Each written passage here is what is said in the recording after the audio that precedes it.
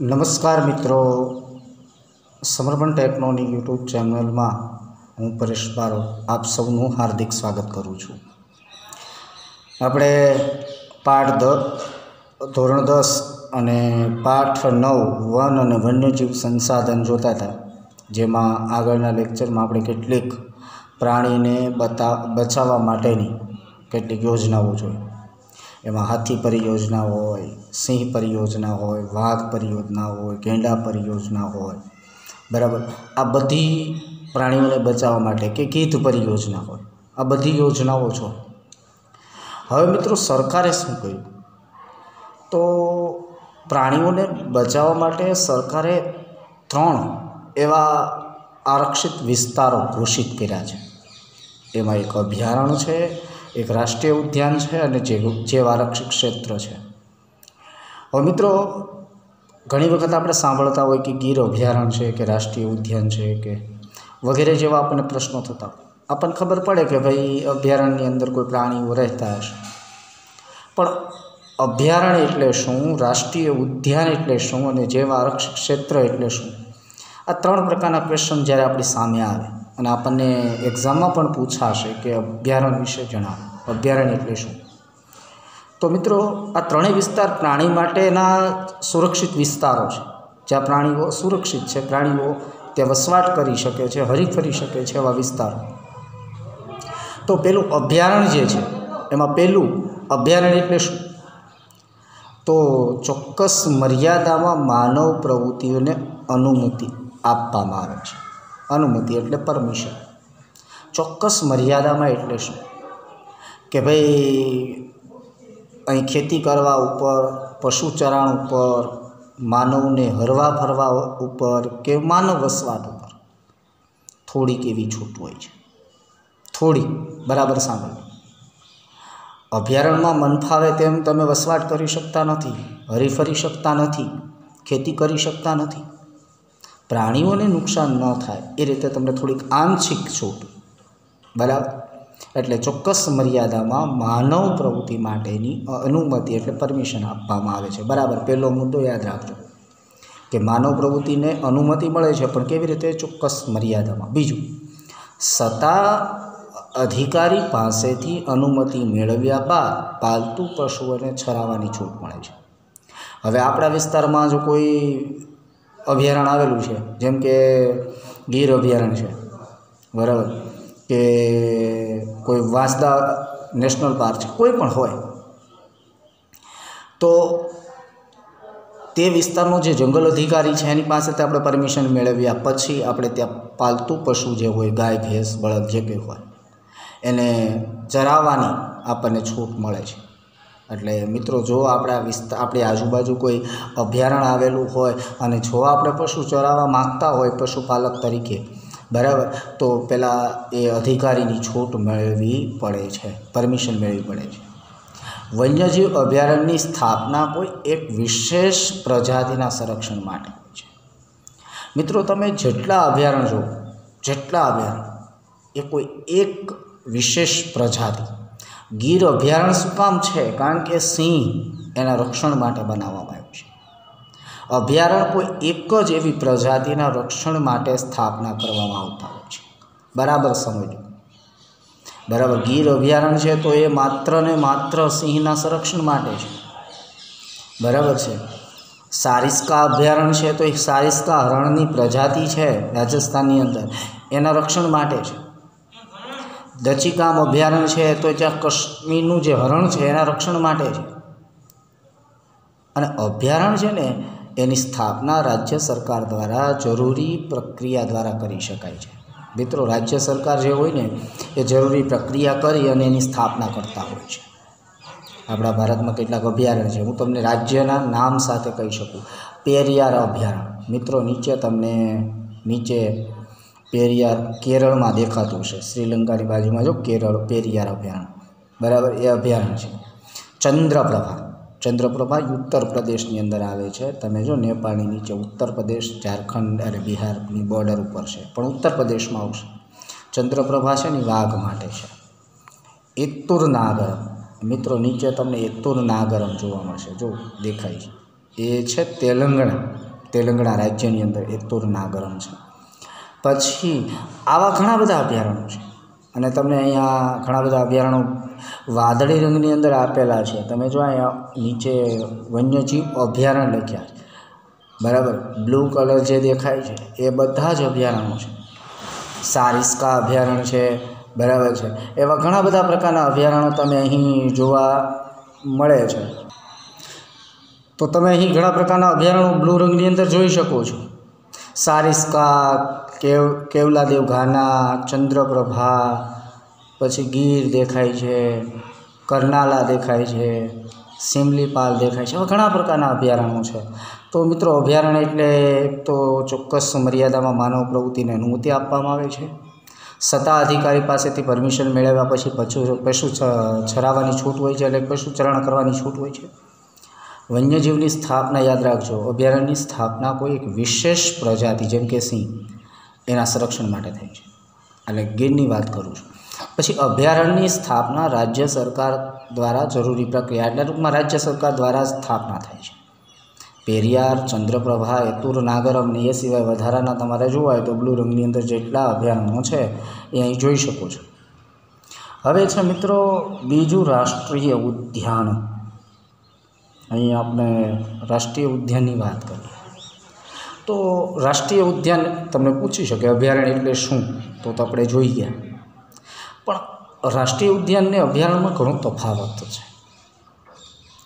અભયારણ્યની તુલનામાં જોઈએ ને તો રાષ્ટ્રીય ઉદ્યાન વધારે સંરક્ષિત છે. સંરક્ષિત એટલે સુરક્ષિત. અભયારણ્યમાં શું હતું કે માનવ પ્રવૃત્તિ માટેની થોડીક છૂટ હતી, અહીં છૂટ નથી. એટલે પ્રાણીઓ જો વધારેમાં વધારે સુરક્ષિત હોય તો રાષ્ટ્રીય ઉદ્યાનની અંદર. ને બીજું, અભયારણ્ય કરતાં વધારે સુરક્ષિત કે સંરક્ષિત વિસ્તાર કોણ, તો કે રાષ્ટ્રીય ઉદ્યાન. તેમાં એકથી વધારે પારિસ્થિતિક તંત્ર સમાવિષ્ટ હોય છે. પારિસ્થિતિક તંત્ર એટલે શું? પારિસ્થિતિક તંત્ર એટલે પર્યાવરણ. અહીં વનસ્પતિ, વન્યજીવ, બરાબર, અને વાતાવરણ છે કંઈ, આ બધાનું સંરક્ષણ થાય છે. એટલે માત્ર અહીં કોઈ પ્રાણીનું એક પ્રજાતિનું અભયારણ્યમાં કેમ હતું, એક જ પ્રજાતિ કોઈ એક પ્રાણીનું જ રક્ષણ થાય. અહીં એવું નથી. અહીં પારિસ્થિતિક તંત્ર આખું જે પર્યાવરણ છે એનું સંરક્ષણ થાય છે. અહીં પાલતુ પશુઓને ચરાવવા માટે સંપૂર્ણ પ્રતિબંધ. આપણે અભયારણ્યમાં શું જોયું હતું કે પશુ ચરણ કરવું હોય તો કોઈ સત્તા અધિકારી હોય, જંગલ ફોરેસ્ટ અધિકારી, એની પરમિશન લઈ શકાય. પણ અહીં તો પ્રતિબંધ છે, પાલતુ પશુઓને ચરાવવા ઉપર સંપૂર્ણ પ્રતિબંધ હોય છે. અભયારણ્યની જેમ તે કોઈ એક વિશેષ પ્રજાતિ પર ધ્યાન કેન્દ્રિત હોતું નથી, યાદ રાખી લેજો. અભયારણ્યમાં શું હોય, કોઈ એક પ્રાણીના રક્ષણ માટે ધ્યાન અપાય, વિશેષ ધ્યાન અપાય. અહીં કોઈ એક પ્રજાતિ, એક પ્રાણી, એના ઉપર ધ્યાન કેન્દ્રિત હોતું નથી. અહીં બધું જ, પછી જળ હોય, જમીન હોય, જંગલ હોય, પ્રાણી હોય, આ બધાનું સંરક્ષણ થાય છે. અને અહીં રાષ્ટ્રીય ઉદ્યાનની સ્થાપના રાજ્ય અને કેન્દ્ર સરકારના સંકલનથી થાય છે. આપણે શું જોયું, અભયારણ્ય છે એ રાજ્ય સરકાર દ્વારા સ્થાપના થાય છે, પણ રાષ્ટ્રીય ઉદ્યાન છે એ કેન્દ્ર સરકાર અને રાજ્ય સરકાર બંનેના સંકલનથી થાય છે. અને આપણે રાષ્ટ્રીય ઉદ્યાનની જોઈ શકીએ કેટલા રાષ્ટ્રીય ઉદ્યાન. જો અહીં રાષ્ટ્રીય ઉદ્યાન માટે શું છે, લીલા રંગનું છે. તો નીચે જો બાંદીપુર, પછી વેળાવદર, ગીર, પછી દરિયાઈ રાષ્ટ્રીય ઉદ્યાન, શિવપુર, રણથંભોર, કાર્બેટ, દચીગામ છે ને, માનસ, કાજીરંગા, સિમલીપાલ, ગીંડી, આ બધા જ લીલા રંગના છે રાષ્ટ્રીય ઉદ્યાનો છે, આપણે જોઈ શકીએ છીએ. બરાબર. એટલે મિત્રો રાષ્ટ્રીય ઉદ્યાન આપણે એવું યાદ કરીએ તો અભયારણ્ય કરતાં વધારે સુરક્ષિત. અહીં એકથી વધારે પારિસ્થિતિક તંત્ર એટલે પર્યાવરણ, આ બધું એનું સંરક્ષણ થાય છે. પાલતુ પશુ ઉપર સંપૂર્ણ પ્રતિબંધ હોય. અભયારણ્યની જેમ કોઈ એક વિશેષ પ્રજાતિ ઉપર ધ્યાન કેન્દ્રિત હોતું નથી. આની સ્થાપનામાં કોનો, કેન્દ્ર સરકાર અને રાજ્ય સરકારની સંકલનથી થાય છે. કાજીરંગા, કાર્બેટ, વેળાવદર, દરિયાઈ રાષ્ટ્રીય ઉદ્યાન, ગીર, દચીગામ. જો કાજીરંગા કહું તો કર્ણાટક, કાર્બેટ કહું તો ઉત્તરાખંડ, બરાબર. પછી વેળાવદર કહું તો આપણે ભાવનગર ગુજરાત, દરિયાઈ રાષ્ટ્રીય ઉદ્યાન કહું તો જામનગર આપણે ગુજરાત, ગીર કહું તો ગીર સોમનાથ આપણે ગુજરાત, દચીગામ તો જમ્મુ કાશ્મીર. આ બધા રાષ્ટ્રીય ઉદ્યાનો છે.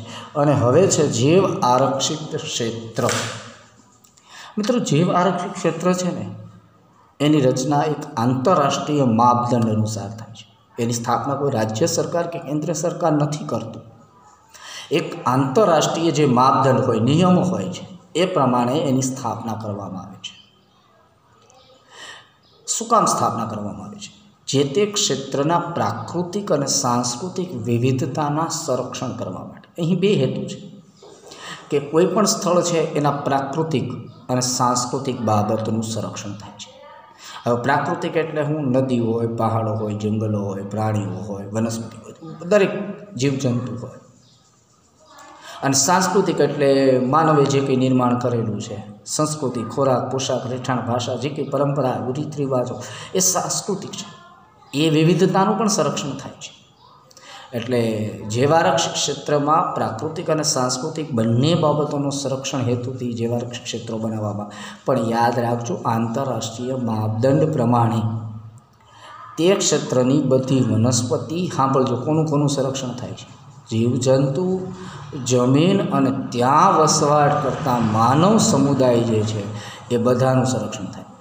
હવે કોઈ જંગલ છે, ત્યાં કોઈ વનસ્પતિ છે, બરાબર, એનું સંરક્ષણ થાય, એને બચાવવામાં આવે છે. કોઈ જીવજંતુ હોય તો એનું સંરક્ષણ થાય છે.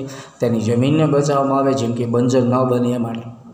અને ત્યાં વસવાટ કરતા જે કોઈ આદિવાસી પ્રજા વસવાટ કરતી હોય જંગલની અંદર, તો એનું પણ સંરક્ષણ થાય છે.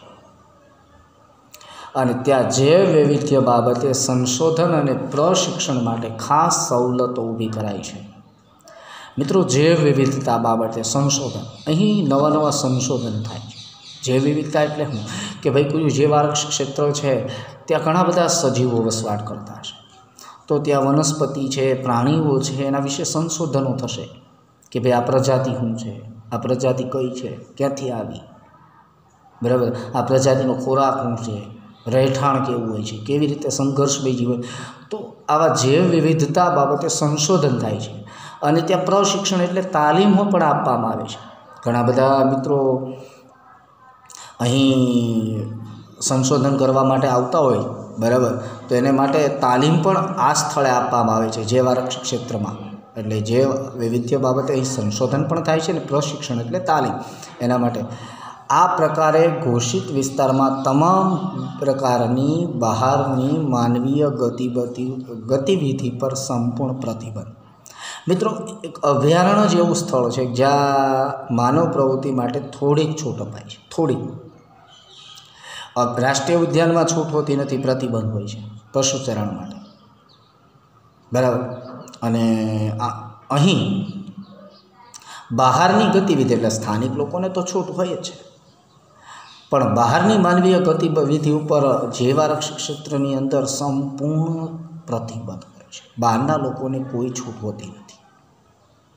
એટલે આ ક્ષેત્રનો સરેરાશ વિસ્તાર એકંદરે 5000 ચોરસ કિલોમીટરથી મોટો હોય છે.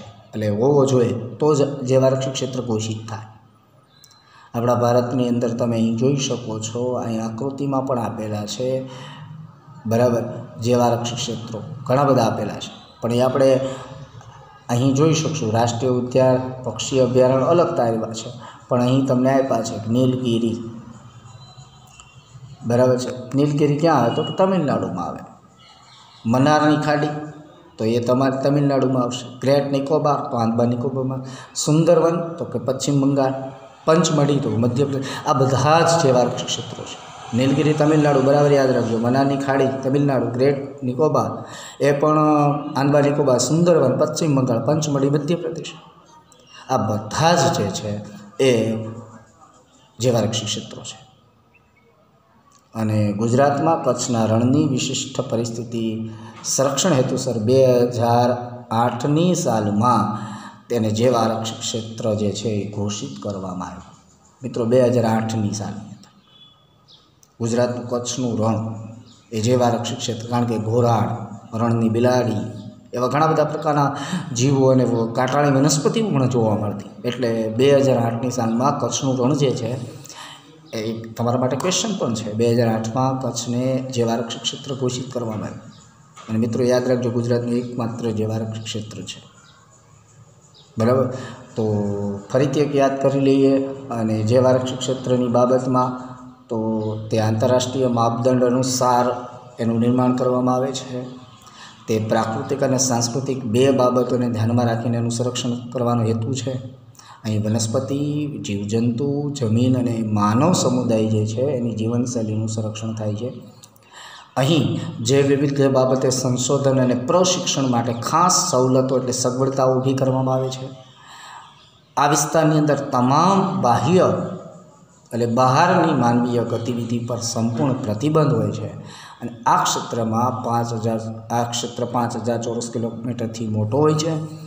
નીલગિરી, મનારની ખાડી, ગ્રેટ નિકોબાર, સુંદરવન અને પંચમઢી જેવા ક્ષેત્રો જૈવ આરક્ષિત ક્ષેત્રો છે અને ગુજરાતનું કચ્છનું રણ 2008ની અંદર એમ કહી શકાય જૈવ આરક્ષિત ક્ષેત્ર તરીકે ઘોષિત કરવામાં આવેલું।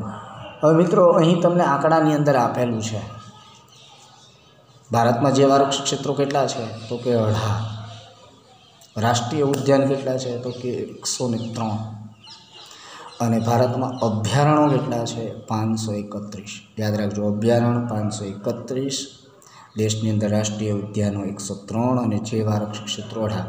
એટલું યાદ રાખી શકાય, અભયારણ્ય રાજ્ય સરકાર બનાવે, રાષ્ટ્રીય ઉદ્યાન કેન્દ્ર સરકાર ને રાજ્ય સરકાર બને અને જૈવ આરક્ષિત ક્ષેત્રો આંતરરાષ્ટ્રીય માપદંડ એટલે 531 અભયારણ્ય, રાષ્ટ્રીય ઉદ્યાન 103 અને 18 જૈવ આરક્ષિત ક્ષેત્રો।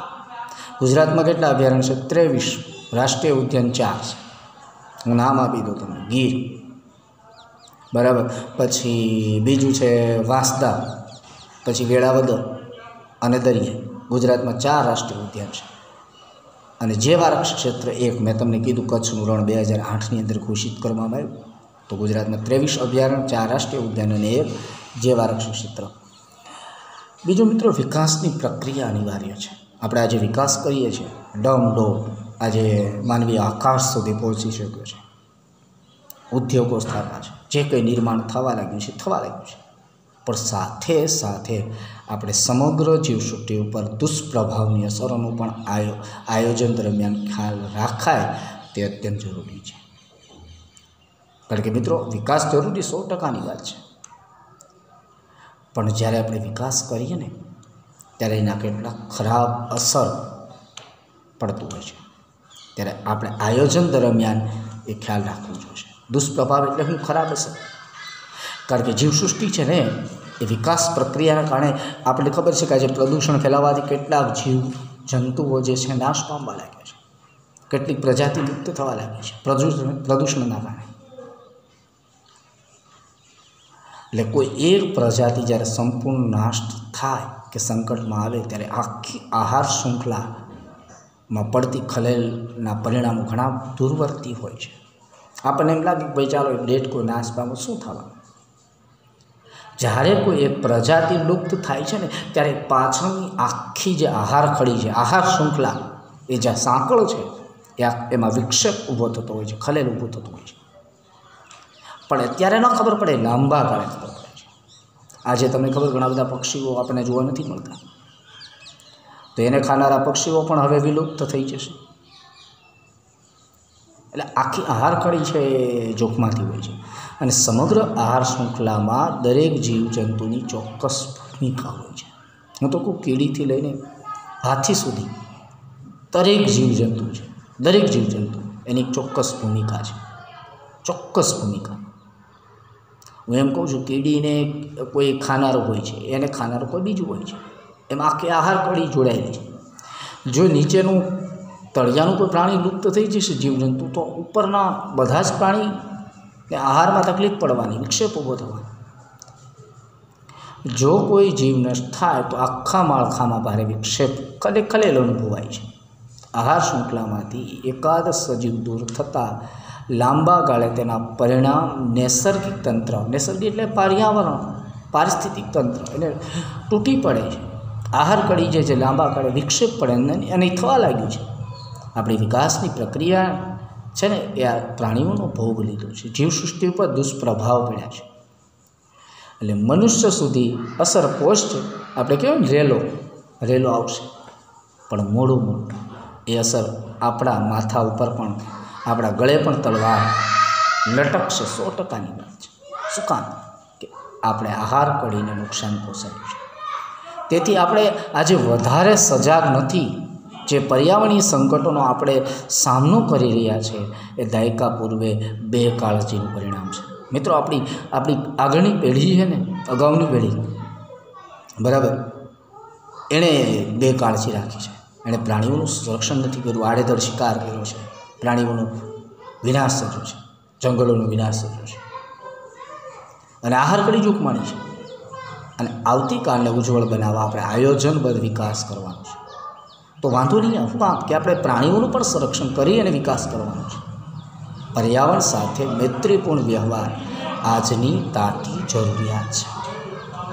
એટલે મિત્રો, આ બધી જ બાબતો જે છે એને આપણે સંકલન સાથે જોઈએ તો શક્ય બનશે। એટલે તો આપણે પ્રાણીનું અહીં જો હેણોત્રો આવ્યો છે મિત્રો, આ હેણોત્રો હવે દેખાય છે તમને, બિલાડી જેવું હેણોત્રો હવે ભાગ્યે જોવા મળે છે। આ પ્રાણી શુષ્ક અને અર્ધશુષ્ક એટલે સૂકા અને અર્ધશુષ્ક વિસ્તારમાં આવેલા ખારયુક્ત જંગલ એટલે ખારયુક્ત ક્ષારવાળા ઘાસભૂમિ હોય, રણ પ્રદેશ હોય, અર્ધ રણ પ્રદેશ એમાં જોવા મળે છે। ગુજરાતના કચ્છના જિલ્લાના નાના મોટા રણમાં, કચ્છમાં બરી વિસ્તાર આવેલો છે ઘાસવાળા, નારાયણ સરોવરના અભયારણ્યમાં તેની વસ્તી જોવા મળે છે। આપણે પવિત્ર સરોવર છે નારાયણ સરોવર, એમાં પણ જોવા મળે છે। શિયાળથી થોડું ઊંચું છે, ભરાવદાર ગોળ મોઢું, તેના ઊંચા કાનથી તે ઓળખી શકાય, કાન મોટા ભાગે ઊંચા હોય છે અને નાના કદના પક્ષીઓમાં અને પ્રાણીઓના એ શિકાર કરે છે। નાના કદના પક્ષીઓ હોય, પ્રાણીઓ હોય, તેના પદચિહ્નો પરથી તેને ઉપસ્થિતિ જાણી શકાય છે।